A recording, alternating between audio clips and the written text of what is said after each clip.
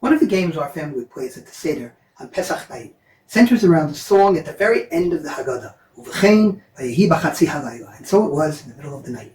This poem recounts the miracles, the victories, and the way the Jews were saved throughout history, specifically according to tradition that happened on Pesach night. So I write the phrases from the song on some cards, and then on another pile of cards, I have the stories in the Bible, in the Tanach.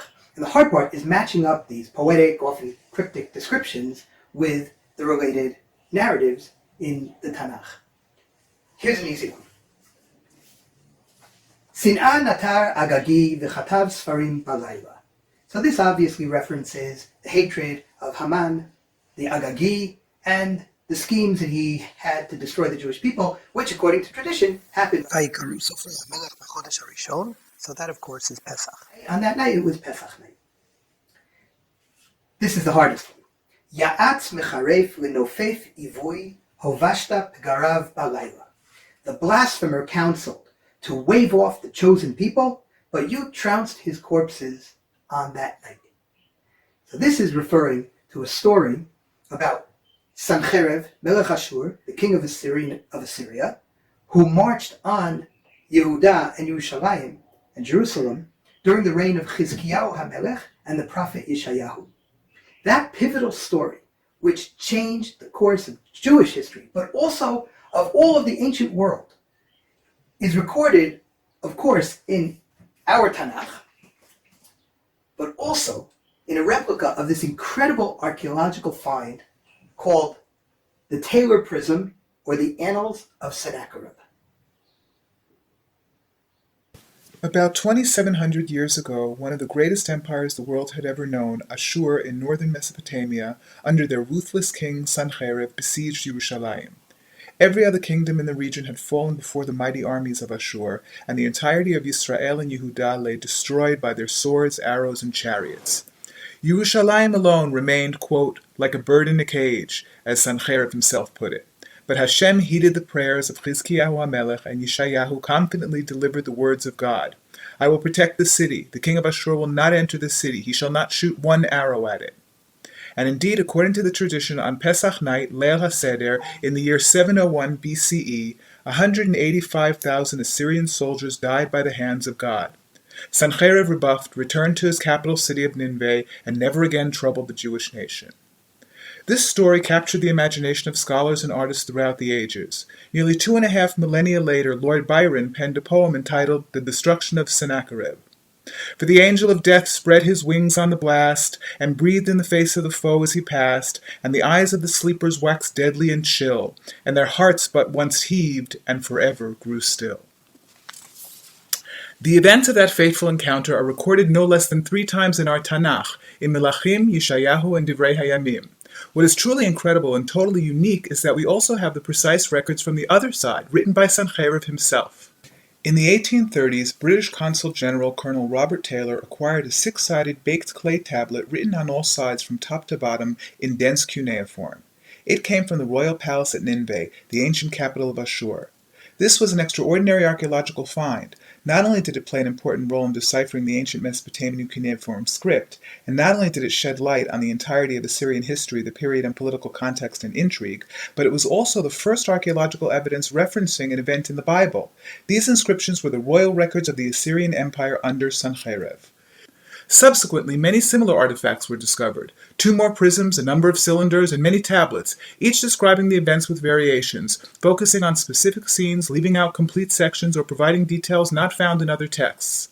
In the case of our story and Sancherev's march against Chizkiyahu in Yerushalayim, the major difference between the biblical account and the Assyrian one regards the miraculous devastation of Sancherev's army, which is conveniently, and for obvious reasons, left out of the Assyrian testimony. But more interesting are the points of agreement, almost to the word in some cases. For example, the description of tribute paid by Chizkiyahu to Sancherev.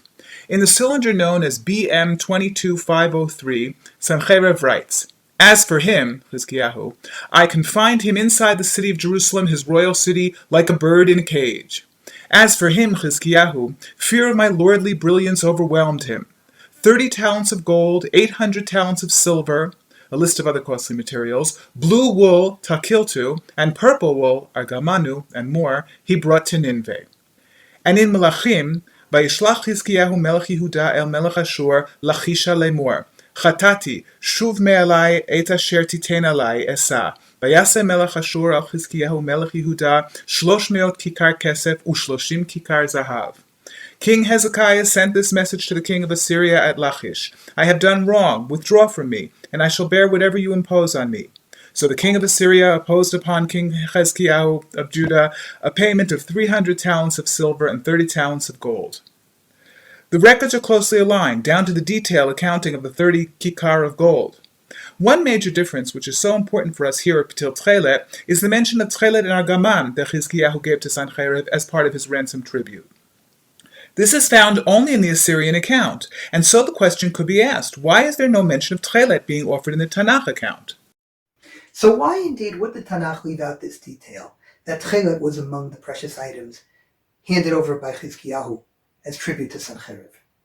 Well, as previously mentioned, there are variations in the records that we have, and this is true not only in the Assyrian side of things, in the tablets and the prisms, but also in the Tanakh as well. The Tanakh records this in a number of places, the most closely aligned, almost word for word, Melachim Bet and Yeshayahu. But even there's discrepancies, and the most blatant of those is that in Yeshayahu, the entire episode of the tribute of Chizkiyahu to Sancherev at Lachish is not there at all. It's omitted from the narrative.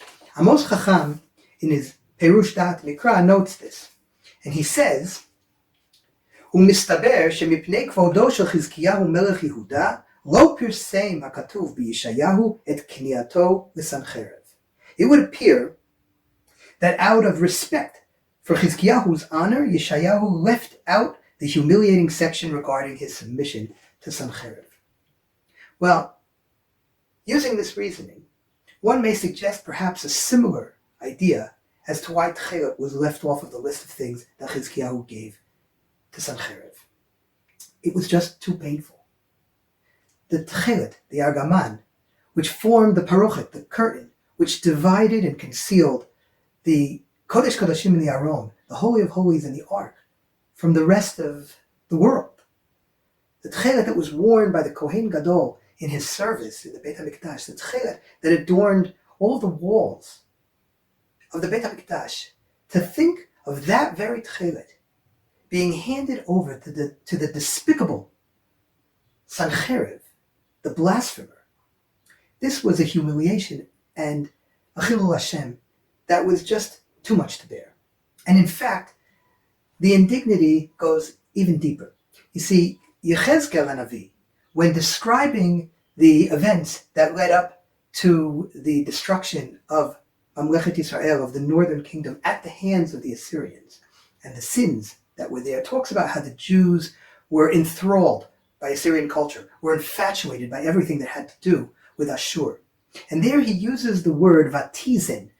Literally, they lusted after the leaders and the warriors of Ashur, who were, as Yechezkel puts it, levushei Tekhelet, clothed in Tekhelet. It would appear that the uniforms that the magistrates and the warriors and the heroes of Ashur wore were made out of this precious Tekhelet. Vatizen, they lusted after. That very same word is used in the Torah, in the commandment to put Tekhelet on the tzitzit, for the purpose, with the admonition, velo taturu, that you should not be led astray by your eyes and by your heart, asher atem zonim achreihem, which you lust after, which will lead you astray.